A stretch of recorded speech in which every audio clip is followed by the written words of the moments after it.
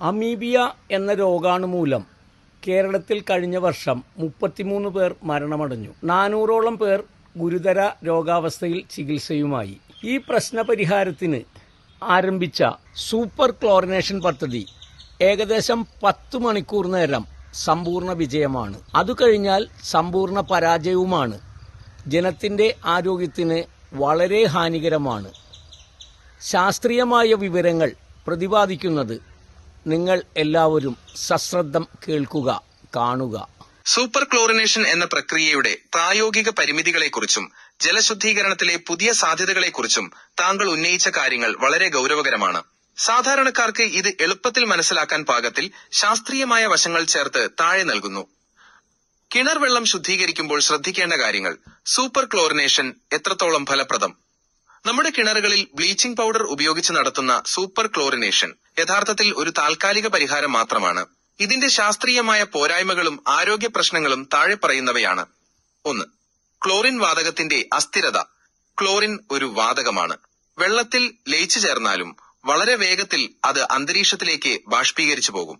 അതായത് ഇന്ന് കിണറിലൊഴിക്കുന്ന ക്ലോറിൻ നാളെ ആകുമ്പോഴേക്കും അതിന്റെ ഗുണം പകുതിയിലധികം നഷ്ടപ്പെട്ടിട്ടുണ്ടാകും.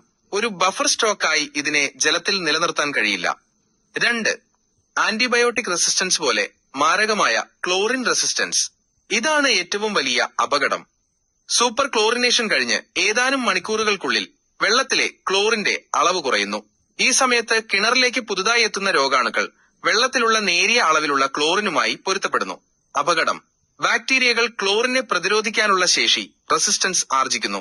പഠനങ്ങൾ സൂചിപ്പിക്കുന്നത് ഇത്തരത്തിൽ പ്രതിരോധശേഷി നേടിയ രോഗാണുക്കൾ സാധാരണ ബാക്ടീരിയകളെക്കാൾ 1000 മടങ്ങ് വരെ അപകടകാരികളാകാൻ സാധ്യതയുണ്ടെന്നാണ്. 3. ജലത്തിന്റെ അളവും മലിനീകരണവും. നമ്മൾ കിണറിൽ നിന്നും വെള്ളം പമ്പ് ചെയ്യുമ്പോൾ ചുറ്റുമുള്ള മണ്ണിൽ നിന്നും പുതിയ ജലം ഉറവയായി കിണറ്റിലെത്തുന്നു. ഈ പുതിയ ജലത്തോടൊപ്പം പുറത്തുനിന്നുള്ള ബാക്ടീരിയകളും, ഉദാഹരണത്തിന് ഈ കോളി, കിണറിലെത്തുന്നു. അപ്പോഴേക്കും കിണറ്റിലെ ക്ലോറിൻ ശക്തി കുറഞ്ഞു കഴിഞ്ഞിരിക്കും. ഫലത്തിൽ നമ്മൾ കുടിക്കുന്നത് പ്രതിരോധശേഷിയുള്ള രോഗാണുക്കൾ നിറഞ്ഞ വെള്ളമാകാൻ സാധ്യതയുണ്ട്. 4. pH മൂല്യത്തിന്റെ പ്രാധാന്യം. ജലത്തിന്റെ അമ്ല ക്ഷാര സ്വഭാവം, പൊട്ടൻഷ്യൽ ഓഫ് ഹൈഡ്രജൻ ആരോഗ്യത്തിൽ പ്രധാനമാണ്. സാധാരണയായി ബ്ലീച്ചിംഗ് പൗഡർ ഉപയോഗിക്കുമ്പോൾ pH മൂല്യത്തിൽ ശാശ്വതമായ മാറ്റം ഉണ്ടാകുന്നില്ല.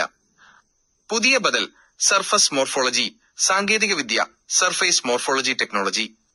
പരമ്പരാഗതമായ ക്ലോറിനേഷന് പകരമായി ശാസ്ത്രീയമായി ശുദ്ധീകരിച്ച കാൽസ്യം കാർബണേറ്റ്, ശംഖുഭസ്മം പോലുള്ളവ ഉപയോഗിക്കുന്നത് കൂടുതൽ ഫലപ്രദമാണെന്ന് പറയപ്പെടുന്നു.